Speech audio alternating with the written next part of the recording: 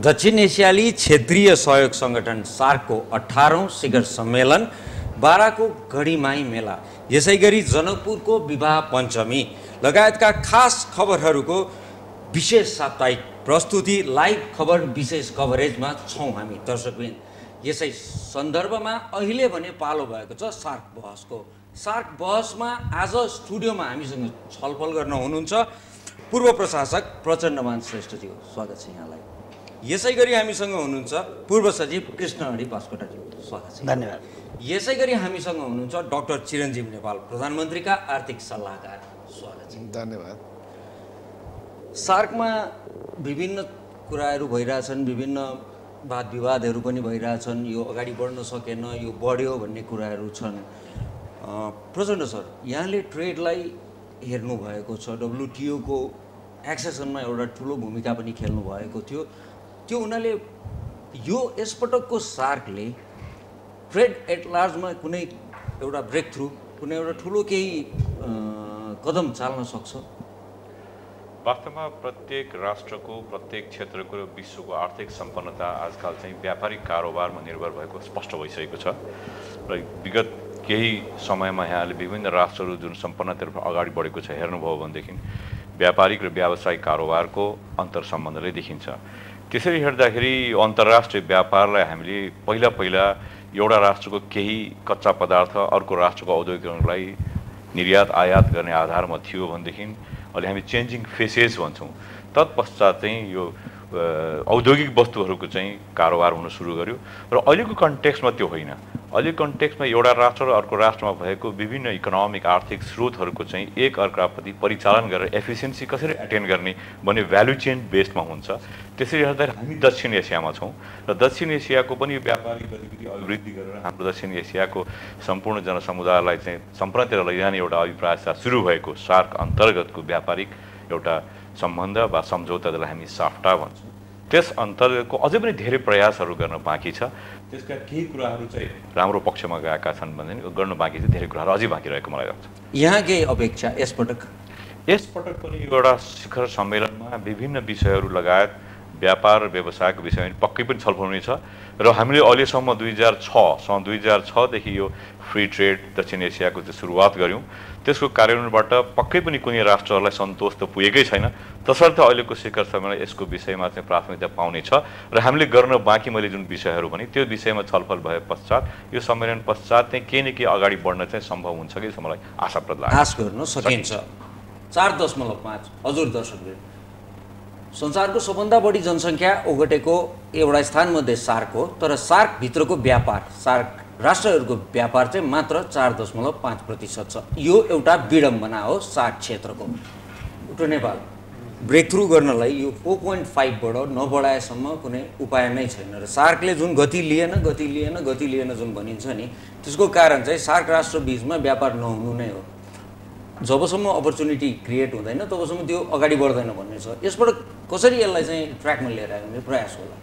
यो एउटा अहिलेसम्मको स्थिति हेर्दाखेरि चाहिँ नि जुन सार्क देशहरू बिचको चाहिँ नि व्यापार एकदमै कम हुँदै भएको छैन भन्ने, अब यसको लागि यो खोज्नै पर्ने भएको छ। सबभन्दा ठुलो चाहिँ गैर भन्सार अवरोध नै हो। गैर भन्सार अवरोधलाई चाहिँ कसरी हटाउन सकिन्छ त्यसलाई हेर्नु पर्यो। दोस्रो चाहिँ नि यो चाहिँ नि यातायातको विस्तार हुनु पर्यो। तेस्रो चाहिँ नि सरलीकृत तरिकाले चाहिँ नि प्रणालीकरण हुन सक्ने स्थिति आउन सक्यो भने अहिले तुरुन्तै एक किसिमले चाहिँ नि वस्तु एक देशबाट अर्को देशमा जान सक्ने स्थिति र किनबेच हुन सक्ने स्थिति हुनसक्छ भने यो मात्रै नभइकन अब नेपाल जस्तो देशले, किन हरेक देशले आफ्नो बेनिफिट हेरिरहेछ, यो नेपाल जस्तो देशलाई जहाँ तुलनात्मक लाभमा अगाडि बढ्न सक्ने र फ्याक्ट्री बनाएर वस्तु सार्क रिजनमा भनौँ न निर्यात गर्न सक्ने स्थितिमा मुलुक छैन, स्पष्ट हो। त्यसले गर्दाखेरि सेवा व्यापारलाई प्राथमिकतामा राखेर टुरिज्म जस्ता सेक्टरहरू छ नेपालको, जलस्रोत जस्ता सेक्टरहरू जुन जलस्रोतमा अहिले 10औं वर्षदेखि नभएको भारत र नेपालको चाहिँ नि जलविद्युत एउटा सम्झौता भयो। अब यसले अब सार्क रिजनमा पनि क्षेत्रको पनि जलविद्युत सम्झौता गर्ने क्रममा अगाडि बढ्ने स्थिति छ।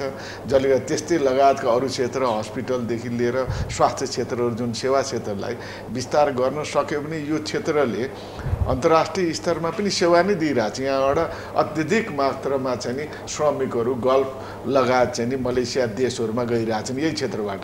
त्यसले गर्दाखेरि अहिलेको यो सार्कको सम्मेलनमा श्रमिकको एकरूपता भनौँ न, श्रमको जुन ज्यालाको एकरूपता, सेफ्टी नेटमा एकरूपता लगायतका कुराहरू उठ्नुको साथै उनीहरूलाई अपग्रेड गर्ने कुराहरू उठेर यो पनि एउटा सेवा क्षेत्रको एउटा अति महत्त्वपूर्ण क्षेत्र हुनसक्छ। जसले गर्दाखेरि यी देशहरूले एक आपसमा मिलेर लाभ लिन सक्ने स्थिति मैले देखेको छु। यो हुँदाहुँदै पनि तर एउटा दूरदृष्टि त राख्नु पर्यो भने युरोपियन युनियनको एउटा भनौँ न उद्देश्यबाट प्रेरित भएर यो सार्क स्थापना भयो। हामी त्यहाँसम्म त पुग्न सकेनौँ, तर युरोपियन युनियनको उद्देश्य लिने हो भने त अहिलेको स्थितिमा मोबिलिटी त हुन सक्नु पर्यो नि। एउटा नेपाली अहिले उहाँ बङ्गलादेश जाँदाखेरि उसले भिसा तिर्नुपर्छ, तर नेपाली हाम्रो सरकार चाहिँ नि उति बेला हौसिएर ल बङ्गलादेशलाई हामीले भिसा फ्री गरिदिउँ, फ्री गरेकै छ अहिलेसम्म। तर हामीले पैसा तिरेर जानु हार्मोनाइजेसनका यी चरणहरुमा यो स्थिति मैले तपाईलाई यो कुरा पुरा गरिहालौँ। यो स्थिति भएको हुनाले अब युरोपमा त मोबिलिटी पनि त्यतिकै छ, साझा मुद्रा छ भनौँ न। युरोपको अहिले साझा मुद्रा छ, साझा बजार छ, एक देशबाट अर्को देशमा गएर काम गर्न पाइन्छ, जग्गा किन्न पाइन्छ। त्यो उद्देश्यले यो उत्प्रेरित भएको हो। त्यो पुग्नलाई त एउटा उद्देश्य त्यो पनि राख्नु पर्यो। त्यसले गर्दा त्यो एजेन्डा पनि अहिले क्यारी गर्न सक्यो भने पछि सहिलो होला भन्ने। अवश्य गैर भन्सार अवरोध भर्खरै प्रधानमन्त्रीका आर्थिक सल्लाहकारले पनि यसलाई उठाउनु भएको छ। गैर भन्सार अवरोधका कारणले पनि साउथ एसियामा व्यापार हुन सकिरहेको छैन। तर त्योभन्दा बढी गएर पोलिटिकल हर्डल्सहरू पनि धेरै देखिन्छन्। कृष्ण हरि बास्कोटाज्यू, गैर भन्सार अवरोध र भन्सार अवरोधमा यहाँलाई जानकारी छँदैछ, तर यो चिजलाई एकैछिन राखेर यसमा पोलिटिकल हर्डल्स र यो राजनैतिक कारणले यसमा भएका असमझदारीहरूले कागजमा गैर भन्सार अवरोधको रूपहरू कसरी प्राप्त गर्दछ?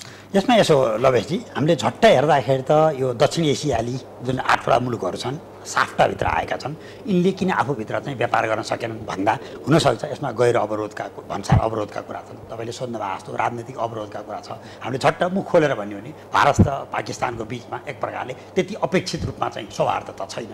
अरू मुलुकसँग पनि विभिन्न किसिमका अप्ठ्याराहरू छन्। नेपालकै पनि छिमेकी मुलुक, अर्को मुलुकको पनि छिमेकी मुलुकसँग केही न केही सँगै बसेपछि लात्ती लाग्छ भने जस्तो सानातिना चाहिँ मनमुटावका विषय छन्। तर एउटा कुरो ठ्याम्म बुझ्नुपर्ने कुरा चाहिँ के छ भने व्यापार भन्ने चिज अथवा एक मुलुकबाट अर्को मुलुकमा औद्योगिकरण कसरी गरिन्छ भन्ने विषयमा हामीले नरेन्द्र मोदी, सुशील कोइरालाको अनुहार हेरेर व्यापार बढ्दैन। व्यापार बढाउनको निमित्त चाहिँ नेपालका सुरज वैद्य, भारतका अम्बानीको अनुहार गर्नुपर्छ। पहिलो कुरो चाहिँ व्यापार वृद्धिको निमित्त निजी क्षेत्र अगाडि बढ्न सक्यो कि सकेन भनेर बुझ्नुपर्छ। नेपालको निजी क्षेत्रले नेपालमा उत्पादन भएको चिज पहिला दौडाएर भारत, श्रीलङ्का निकासी गर्छ कि नेपालको चिज पहिला अमेरिका, बेलायत, युरोपमा निकासी गर्छ, यो कुरो बुझ्न जरुरी छ। यसै गरी बङ्गलादेशमा चाहिँ उत्पादन भएको गार्मेन्ट्स पहिला दौडेर मालदिप्स अथवा भुटानमा बिक्री हुन जान्छ कि अमेरिकाको वालमार्टमा सजिन पुग्छ, यो कुरा बुझ्न जरुरी भयो पहिलो कुरो। दोस्रो कुरो चाहिँ समाज भने त बृहत्तर हो नि। तपाईँको फुटबल अब खेल भयो भने सार्कको बिचमा चाहिँ खेलकुद हुन्छ कि खेलकुदका खेलाडीहरू अन्यत्र जान्छन्, अथवा बलिउड, कलिउड, हलिउड अनेक भन्छौँ हामी, कलाकारहरू कहाँ जान्छन्? अथवा नेपालको मान्छे बिरामी भयो, नेपालको अस्पतालमा उसलाई उपचार गर्न मन लागेन, रकम छ, यहाँ उपचार हुँदैन भन्ने मनमा लाग्यो, ऊ कहाँ जान्छ? भारतमा, पाकिस्तानमा, बङ्गलादेशमा, श्रीलङ्कामा, अफगानिस्तानमा उपचार गएको भन्ने तपाईँले सुन्नु भएको छ? ऊ यहाँबाट त सिधै सक्यो, अलिक थोरै मान्छे भयो बेङ्गल पुग्छ, त्योभन्दा नि बढी भयो अमेरिका अथवा बेलायत जान्छ। यही प्रवृत्ति सार्क मुलुकभित्र छ। तपाईँले चाहिँ साहित्यको कुरा गर्नुभयो भने पनि मेरो विचारमा नेपालको मान्छेले नेपाली साहित्य सबै पढिसकेपछि अब बङ्गाली साहित्य पढ्छु भनेर उसले बङ्गलादेशको किताब पढे तपाईँले सुन्नु भएको छ, श्रीलङ्काको सिङ्गाली भाषा किताब किन्यो अरे भन्ने सुन्नु भएको छ। ऊ अब बेलायतमा अथवा जर्मनीको साहित्यमा जान्छ। त्यसैले समाजको टुवार्ड्स, समाजको दृष्टिकोण, समाज नै कतातर्फ गयो भने अर्को दिशातर्फ गयो।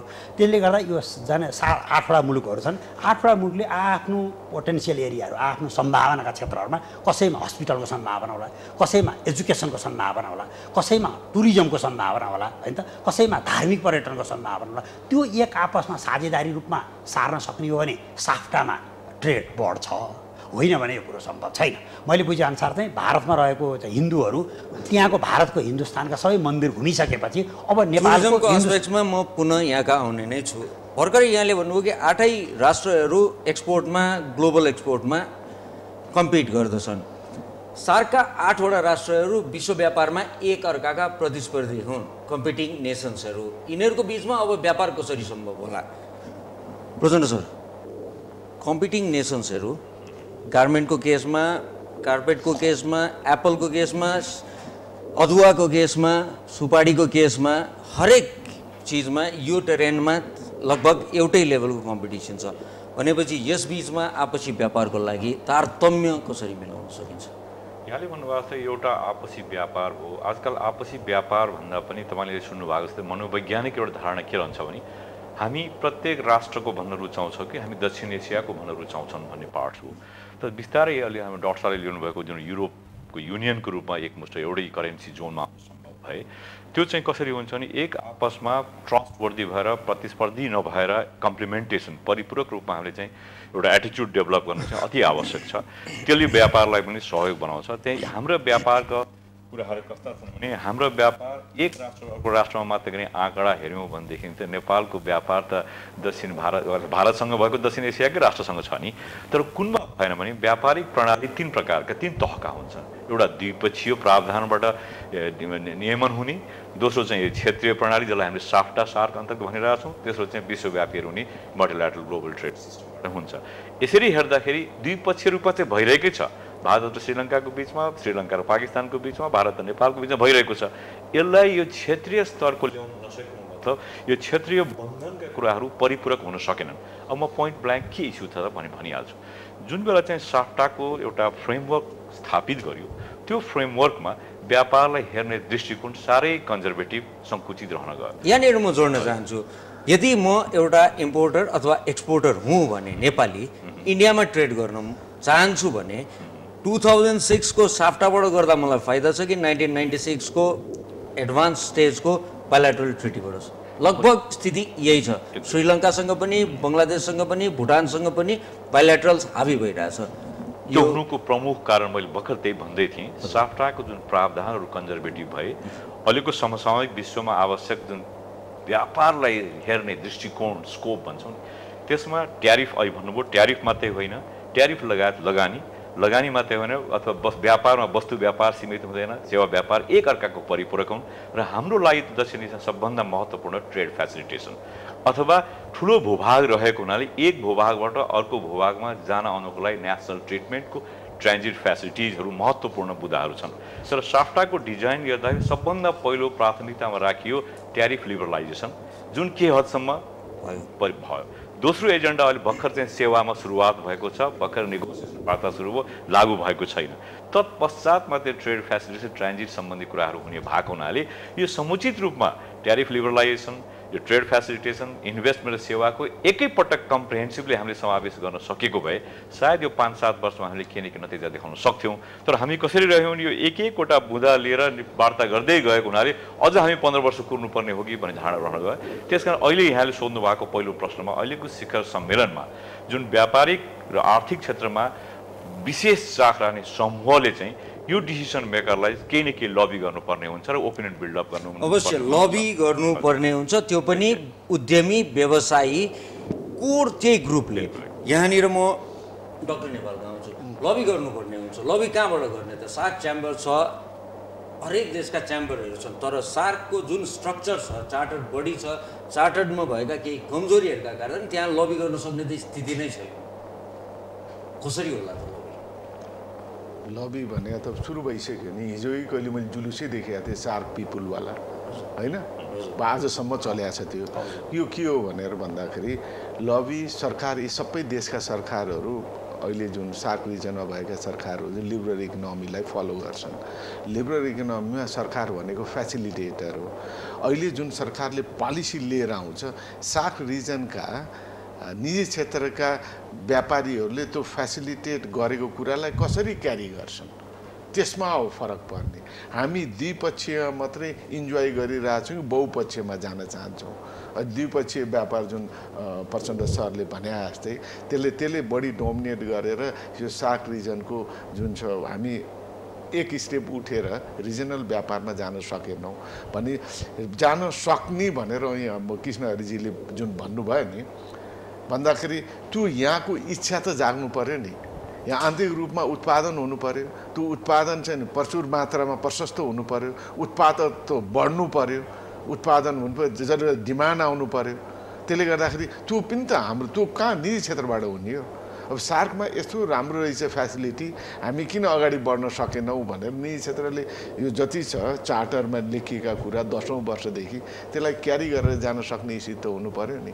उदाहरणको लागि तपाईँलाई स्पेनमा अस्ति त्यत्रो रिसेसनको बेलामा युरोपियन इन्टिग्रेट ब्याङ्कले चाहिँ नि पैसा दियो, इयुको ब्याङ्कले, फ्रान्सको आफ्नो चाहिँ नेसनल ब्याङ्कले पैसा दियो, दिनुपर्ने जरुरी थियो र थिएन नि। युरोपियन युनियनको कन्सेप्टबाट त्यसरी, किनभने यसलाई हामीले रेस्क्यु गर्नु पर्यो, ग्रिकलाई दियो रेस्क्यु गर्नु, त्यो कन्सेप्टमा हामी गएको छौँ त। त्यो कन्सेप्टमा जहिलेसम्म निजी क्षेत्र सरकार भनौँ न, सरकारले फेसिलिटेट गर्ने, निजी क्षेत्र त्यही रूपमा आफूलाई नसोचुन् जेलसम्म यो तपाईँले भने जस्तो लबी भन्ने हुँदैन। त्यसै लबीको लागि त त्यो एउटा कलेक्टिभ एफर्ट निजी क्षेत्र त अब उनीहरूलाई त्यतिको इन्ट्रेस्ट भए जस्तो पनि मैले देखेँ। बायोलेटरलमा खुसी छ। अब कृष्ण हरि सर यति कुरो गरिसकेपछि यहाँसँग म अझ जान्न चाहन्छु के भन्दाखेरि भने यो व्यापार बढेर छैन एउटा ठाउँमा छ, अवरोधहरूको कुरो पनि एउटा ठाउँमा छ, प्राइभेट सेक्टरहरू बायोलेटरलमा कन्फ्युज भइरहेको कुराहरू पनि र ओके भइरहेको ठाउँ पनि छ। अर्को चाहिँ यसलाई डिस्क्राइब पनि लहरमा भइरहेको छ। कुनै बेला कुनै देशको कुनै नेतालाई खुसी लाग्दाखेरि एउटा चिज अगाडि आउँछ, त्यो भाइबिलिटीको आधारमा नभएर। जस्तो केही समय अगाडि नेपाल र पाकिस्तानले सम्भवतः यहाँहरू दुवैजना त्यति बेला सरकारको कर्मचारीको तहमा, प्रशासकको तहमा काम गरिरहनु भएको थियो। नेपालले पाकिस्तानमा चिया निर्यात गर्ने कुरो भएको थियो, हैजाजबाटै गर्ने भन्नेसम्म उत्साहजनक रूपमा गरियो। प्र्याक्टिकली फिजिबलै थिएन, त्यसको कस्ट अफ प्रोडक्सन त्यसले क्यारी गर्ने। र अर्को कुरो जुन चिया लाने भनियो, पाकिस्तानमा जुन चिया नेट इम्पोर्टिङ नेसन हुँदाहुँदै पनि त्यो देशको चिया खाने स्टाइल के हो पनि अनुसन्धान भएको थिएन, तर यो गरियो। यति धेरै एक्सपेरिमेन्टहरू चाहिँ किन गरिन्छ? वास्तवमा यसरी बुझ्नुपर्छ रमेशजी, हामीले कुरा चाहिँ अमूर्त भन्दा आम श्रोताहरूले छान्न कुरा बुझ्नु पर्यो। किन तपाईँले एउटा प्रश्न के सोध्नु भएको छ, त्यसमा मतलब त्यसको सिक्वेन्सिङमा दोस्रो प्रश्न उत्तर दिन्छु। तपाईँले के प्रश्न सोध्नु भने 1996मा आइके गुजराल भारतको प्रधानमन्त्री हुँदा नेपाल र भारतको बिचमा वाणिज्य सन्धि भयो। त्यो वाणिज्य सन्धि प्रिभेल गर्छ कि 2006को साफ्टाको चार्टर प्रिभेल गर्छ? हामीले पहिला छुट्याउन के पर्यो भने यस दुईटाको बिचमा आधारभूत अन्तर के छ? तीनटा कुराको अन्तर छ। पहिलो कुरा त 1996मा नेपाल र भारतको बिचमा गरेको सन्धि अनुसार नेपालबाट जेसुकै चिज भारतमा निकासी भएर गए पनि भन्सार लाग्दैन, भारतबाट जेसुकै चिज नेपालमा पैठारी भए पनि त्यसको चाहिँ नेपालमा भन्सार लाग्छ, नेपालबाट जहाँसुकै अरू बाँकी रहेका 7वटा मुलुकमा सामान गए पनि भन्सार लाग्छ, अन्य जुनसुकै 7वटा मुलुकभित्र नेपालभित्र सामान प्रवेश गरे पनि भन्सार लाग्छ। भनेपछि त भारतसँग गरिएको बाइलेटरल ट्रिटी र साफ्टाको बिचमा त आधारभूत अन्तर भन्सार छ पहिलो। दोस्रो कुरो, नेपाल भूपरिवेष्ठी मुलुक हो, यसको निमित्त हाम्रो समुद्रसँगको मार्ग त हामीले अहिले भारतसँग लिइरहेछौँ। एउटा बङ्गलादेशसँग सम्भव थियो, त्यो हामीले प्रयोग गर्न सकेनौँ। अहिले हामीले मालदिप्सको, श्रीलङ्काको अथवा अरू अफगानिस्तानको पोर्ट त हामीले प्रयोगमा गर्न सक्दैनौँ। त्यो कुरा हामीले बुझ्नु पर्यो। दोस्रो सत्य कुरो। तेस्रो कुरो चाहिँ नेपाल र भारतको बिचमा बिपा पनि छ, अर्थात् भारतीय लगानीकर्ताले नेपालमा, नेपालका लगानीकर्ताले भारतमा गरे त्यसको सुरक्षा गरिदिने दुईटा देशको बिचमा अरेन्जमेन्ट छ। अर्को भनेको दुवै देशका चाहिँ लगानीकर्ताहरू दुई देशमा आएर काम गरे भने डबल ट्याक्स अभोइडेसन ट्रिटी पनि हामीसँग छ। तर हाम्रो ग्लोबल कन्टेक्स्टमा अहिलेसम्म साफ्टाले चाहेको हो, प्रस्ताव गरेको हो, अहिलेसम्म हामीले बिपा पनि गर्न सकेनौँ। अब गर्न चाहिँ सकिन्छ जस्तो लाग्छ, बिपा चाहिँ तुरुन्तै डबल ट्याक्सेसन अभोइडेसन ट्रिटी गर्न सकिन।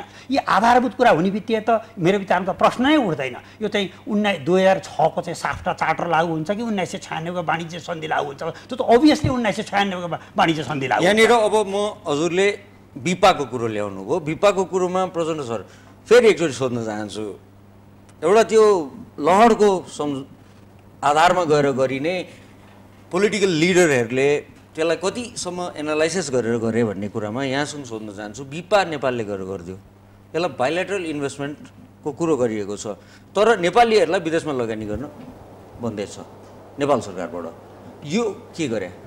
सैद्धान्तिक रूपमा हेर्दा अहिले मैले प्रश्नमा जोड्न चाहन्छु यहाँको सुरुमै, जसरी साउथ एसियाको चाहिँ साफ्टा अन्तर्गतको व्यापार क्रिएसन हुन नसक्नु, सृजना हुन नसक्नुको महत्त्वपूर्ण कारण यो वस्तु व्यापार, सेवा व्यापार, लगानी सम्बन्धी र ट्रेड फेसिलिटेसन जुन पारभन लगायत कुराहरू एकै मुष्टम छलफल र वार्तामा नल्याएको कारणले भनिहाल्यो। यहाँले एक उदाहरण दिनुभयो, नेपाललाई पाकिस्तानले चियामा सम्पूर्ण भन्सार छोडिदिए पनि जान सकेन, जान पक्कै पनि सक्छ अहिले पनि।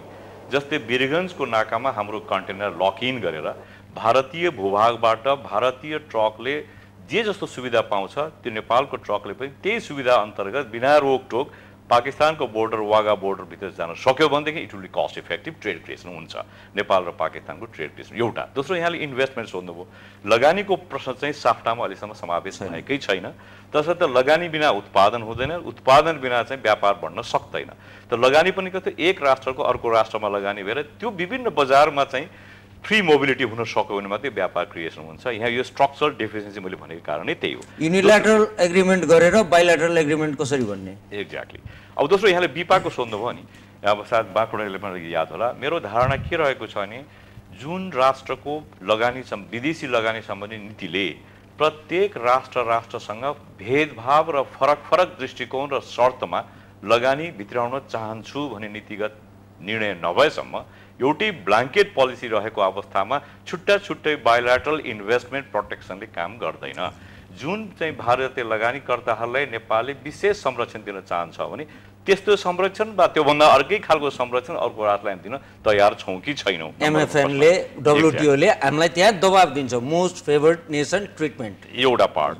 दोस्रो पोर्सन के हो भने यहाँले भन्नुभयो जस्तै खास गरेर बाइल्याटरल सम्झौता भनेको मूलधार डिप्लोमेसीमा रेसिप्रोसिटीको आधारमा हुन्छ, पारस्परिकताको आधारमा, र bilateral terms and condition negotiate गर्दाखेरि भारतीय लगानीकर्ता नेपालमा आउँदाखेरि हामी यो सुविधा र संरक्षण दिन्छौँ, हाम्रो लगानीकर्ता तिमीहरूका हामी के दिन्छौँ भन्ने प्रश्न उठाउन सक्ने स्थिति थिएन, किन हाम्रो बाहिर लगानी गर्न दिएकै छैन भने त्यो रेसिप्रोसिटीको सिद्धान्तमा टेक्न नसकेको अवस्थामा गरिएको बाइल्याटरल लगानीलाई कसरी कार्यान्वयन गर्ने भन्ने प्रश्न उठेर यो कार्यान्वयन गर्न नसकेको जस्तो मलाई लाग्छ। अनि यसरी सम्झौता गर्दै गयो भने सम्झौताको त थाती लाग्नेछ, व्यापार चाहिँ त्यहीँ बस्नेछ अवश्य। डाक्टर नेपाल, यति कुरो गरिरहँदाखेरि अब एउटा अर्को अलिकति यो कुराकानीलाई कता मोड्न चाहन्छु भने सार्क किन अगाडि बढेन भन्दाखेरि एउटा सामान्यतया सबैले के भन्छन् भने इन्डिया पाकिस्तानको बिचको सम्बन्ध र त्यसमा भएका ग्रिभेन्सेसहरू बिटरनेसहरूको कुरो गरिन्छ, त्यति मात्र हो र? यो चाहिँ देखाउने दाँत भइरहेछ। जस्तो एउटा भुटान, नेपाल र बङ्गलादेशको केस हेरौँ न। बङ्गलादेशले भुटानलाई सर्टेन कमोडिटी स्याउमा दिएको कस्टम र त्यो ड्युटीमा दिएको चाहिँ जुन सुविधा छ त्यो नेपाललाई छैन। यहाँ बङ्गलादेशले दिएन भन्ने होइन कि नेपालको उद्यमी व्यवसायी, नेपालको सरकार, नेपालको सम्पूर्ण निकायहरूले त्यो प्रयासै गर्दैन। अर्को बिचमा त्यो कनेक्टिभिटीको कुरो त छँदैछ, त्योभन्दा पहिला यो चिजहरू किन प्रयास गर्दैन? तपाईँले यसलाई यसरी बुझौँ, मैले अलिकति फरक ढङ्गले सार्क रिजनमा भएका 8वटा मुलुकको चाहिँ नि विकास र सामाजिक स्तर तीन फरक रूपमा छ। युरोपको एउटै रूपमा छ विकास र आर्थिक विकास र सामाजिक स्तर, नभए पनि जबरजस्ती लिएर आएर उनीहरूले बनाएर त्यो स्टेज टर्कीलाई सुद्धा ल्याएर चाहिँ नि अहिले त्यही स्तरमा लिएर आइसके भनौँ। अब आसियानको 10वटा मुलुकको सामाजिक र आर्थिक स्तर करिब अत्यधिक बढी भए पनि सार्कको जस्तो भनौँ न एक किसिमले तपाईँले उदाहरणको लागि 45,000 अरबको चाहिँ नि इकोनोमी भएको भारत, 3 अरबको इकोनोमी भएको मालदिभ्स पनि यही छ। टापुवाला देश मालदिभ्स पनि यसकै एउटा सदस्य छ। अति कम विकसित भूपरिवेष्टिक राष्ट्र भनेर नेपाल र भुटान पनि यसकै छ।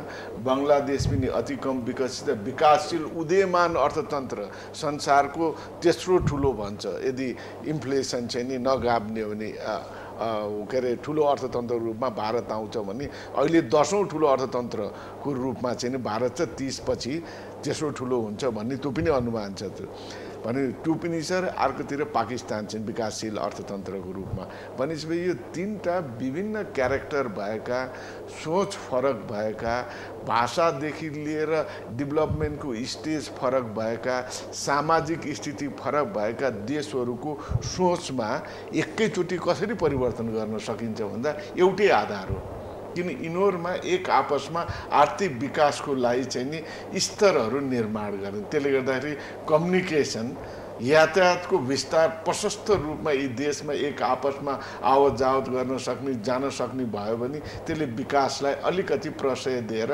भारतको यता भनौँ न 3-4वटा देशसँगै सम्बन्ध भारत अगाडि बढिरहेछ उसँग सम्बन्ध यातायातको विस्तार हुने बित्तिकै त्यसले अरू देशलाई प्रोत्साहित गर्छ इकोनोमी त्यसरी बिस्तारै ग्रो हुन्छ हामीले भने कनेक्टिभिटी गर्दाखेरि हाम्रो सबभन्दा ठुलो ड्रब्याक भनेको सामाजिक र आर्थिक भिन्नता 3 तहमा सामाजिक र आर्थिक स्थिति यी देशहरूको छ अति बढी 25% बढी गरिबी यही देश यही उसमा छ संसारको 5औं ठुलो जनसङ्ख्या भएको रिजन सबभन्दा धेरै गरिबी यही भएको अब सार्क मुलुकमै 1 अरब 60 करोड जनसङ्ख्या छ भनौँ न अब आसियानमा 62 करोड जनसङ्ख्या 50 करोड जनसङ्ख्या अब युरोपियन युनियनमा जहाँ 28वटा देशहरू छ गरिबी पनि यही यस्तो खालको भिन्नताले यो धेरै गाह्रो स्थिति भएको हुनाले नै हाम्रो आज भारत लगायतका देशहरूमा यिनीहरूको सहयोग सपोर्ट र